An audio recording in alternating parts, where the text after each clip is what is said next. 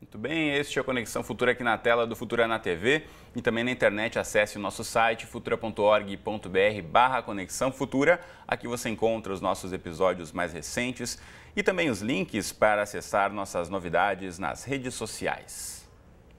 E até o dia 15 de março está aberta a consulta pública da Base Nacional Comum Curricular, que é um conjunto de conhecimentos e habilidades essenciais que cada estudante brasileiro deve aprender a cada etapa da educação básica. O documento está aberto para que todos os brasileiros possam contribuir para a construção dessa base. Mesmo prevista na Lei de Diretrizes e Bases e na Constituição, essa base ainda está gerando muita discussão. Um dos pontos é em relação à utilização da tecnologia dentro da sala de aula.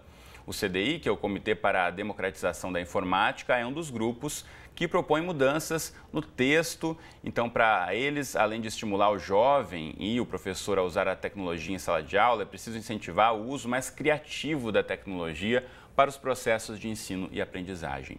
Então, quem conversa com a gente sobre esse assunto aqui no estúdio ao meu lado está a Bruna Nunes, que é coordenadora pedagógica do CDI, o Comitê para a Democratização da Informática. Bruna, bem-vinda à Conexão. Tudo bem com você? Tudo certo, obrigada aí pela oportunidade, né, da gente fazer esse debate que é tão importante, né? Sem dúvida. Como eu falei aqui, a base está sendo discutida há muito tempo, tem um site oficial que eu mostro para você aí, que é o basenacionalcomum.mec.gov.br, aqui tem a data do 15 de março, com essa consulta pública aí até essa data. Agora, de que forma, então, o CDI avalia que pode ser melhor trabalhada a questão da tecnologia dentro desse conteúdo, Bruna? Então, Cristiano, assim, eu acho que o fato da base estar em consulta, ela, na realidade, é uma oportunidade de a gente debater, né? Mais levantar a discussão, assim, né? Se a gente for ver que a tecnologia, ao longo, né, do processo dela dentro da educação, a gente começou com ela como, de fato, uma facilitadora, né? Como uma tecnologia educativa. Então, você tinha aí a aprendizagem do Word, né, do Excel, né, esse primeiro nível, digamos assim, né? Hoje a gente vive um mundo com vários aplicativos, né, com muita informação, né, redes sociais. Então, a gente tem um segundo nível, que seria esse uso qualificado, né, da informação que chega, de entender como é que funciona essa nova tecnologia aí, para facilitar o nosso dia a dia. Agora, o que o CDI considera, né, e isso, a Base Nacional Curricular, a proposta, ela de fato defende muito bem, né? Então, você percebe que o uso da tecnologia como uma ferramenta educativa, ela está bem coberto, né?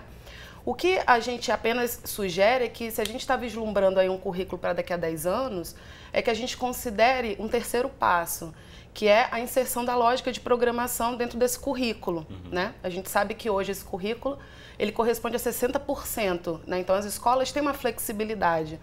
Mas se você incorpora ela de uma maneira, digamos assim, mais incisivamente, né, como orientações gerais, de como é que a gente trabalha, por exemplo, a criação de aplicativos associado, por exemplo, a um currículo de biologia, a uma disciplina de física, é uma maneira de você sair desse lugar de usuário da tecnologia, né, e passar a ser criador de tecnologia.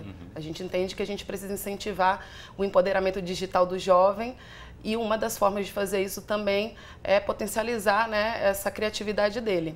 Nesse Bom, sentido. e a gente sabe da importância aí, como disse a Bruna, de pensar nesses textos de legislação de base agora, mas não para agora, na verdade, é tentando projetar o que pode ser criado de caminho daqui para frente, né? Então a gente percebe no mundo da tecnologia como tudo avança muito rapidamente. Se fizer um texto prevendo ou tendo em consideração aí a realidade dos dias de hoje, a gente vai estar pensando em formar alunos daqui a 10 anos com uma mentalidade bem atrasada, né? Em comparação a outros países, por exemplo. Eu não diria atrasada, né? Na realidade, isso é um pouco novo, né? Hoje mesmo eu li um artigo, né, que nos Estados Unidos parece que o Obama acabou de assinar um programa que vai se chamar Computação para Todos, né? Que é um investimento alto, assim, na potencialização do ensino da programação nas escolas. Você tem na Austrália, por exemplo, um currículo que também está em fase, já foi projetado, mas está em fase de implementação, em que ele identifica como área de conhecimento a programação, diferentemente do currículo dessa proposta, né? Hoje, as áreas de conhecimento que a nossa proposta base tem 4 áreas, né? Linguagem, matemática, ciências da natureza. E aí a tecnologia ela entra como um tema transversal, então não é que ela não seja importante, mas ela é secundária porque ela não é considerada uma área de conhecimento. Então isso tudo é muito novo. Então, assim, também é preciso a gente entender que é um debate no qual participam muitas pessoas, né? Encontrar um consenso não sempre é fácil, mas a gente entende que, de fato, se você está vislumbrando aí, né, um projeto de educação para daqui a 10 anos, né? É importante que a gente considere isso, nem que seja uma orientação ou uma forma mais incisiva mesmo de você incorporar esse uso criativo da tecnologia. E aí tem desafios, né? A gente sabe que a escola, né, a pública brasileira tem algumas carências, né, em termos de infraestrutura, de formação de professor. Então, a base ela pode dar essa orientação, mas aí tem que vir em paralelo com uma política também de aperfeiçoamento, né, docente, de também gerar essa infraestrutura necessária para que, efetivamente, a gente possa estar formando jovens assim que possam resolver problemas sociais a partir da tecnologia, que eu acho que esse que é o Brasil do futuro que a gente vai conseguir construir, assim, né? Sem dúvida. E como você disse, não apenas pensar aí em tentar diminuir as diferenças entre escolas públicas e privadas, mas mesmo entre as escolas públicas, dependendo da localidade, a infraestrutura e o acesso a equipamentos é muito diferente, né? Escolas do interior, as capitais, ou de áreas em regiões mais ricas e mais pobres. Mesmo na escola pública há uma diferença muito grande, né? De fato, mas é por isso que a gente tem que ser criativo, né? Então, assim, hoje o CDI, por exemplo, dentro da nossa frente escolas, a gente tem 2 projetos nos quais a gente está tentando um pouco pensar essas soluções, né?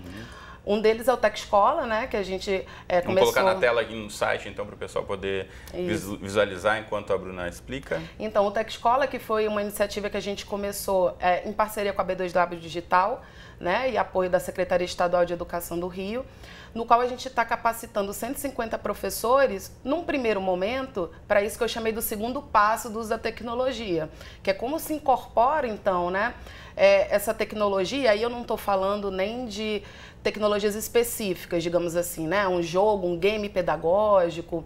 Eu estou falando, por exemplo, do próprio Facebook, né? De como é que a gente utiliza esses aplicativos, essas tecnologias, redes sociais que os jovens utilizam, mas desde uma perspectiva pedagógica, né? Que muitas vezes dominam muito mais do que o professor, né? Isso é um desafio também, porque quando você está trabalhando com um professor, a gente tem um gap aí geracional também, né? Então você tem que fazer com que o professor talvez entenda que a educação hoje, o papel do professor nessa educação é de mediador desse conhecimento, né? Não tem mais aquele perfil da autoridade, né? Daquele conhecimento do sábio, digamos assim, né?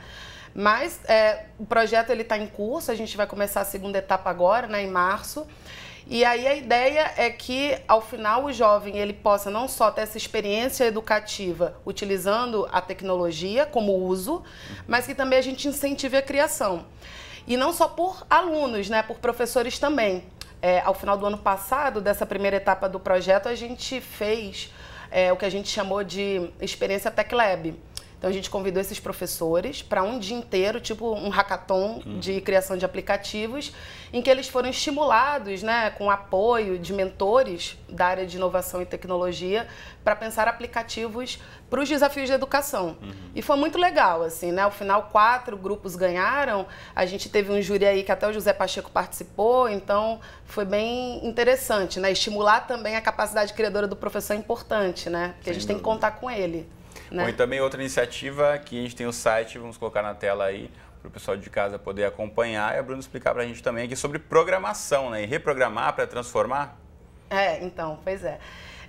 O que a gente entende é que o mundo está aí para ser reprogramado, né? Usando muito essa troca, né? Essa troca de palavras, aí, essa brincadeira, para dizer que que não eu falei, né? Eu acho que a gente sempre fala da construção do Brasil do futuro e talvez a construção do Brasil do futuro passe por a gente formar jovens capazes de criar soluções, ou seja, de reprogramar o contexto em que ele vive, a sua realidade.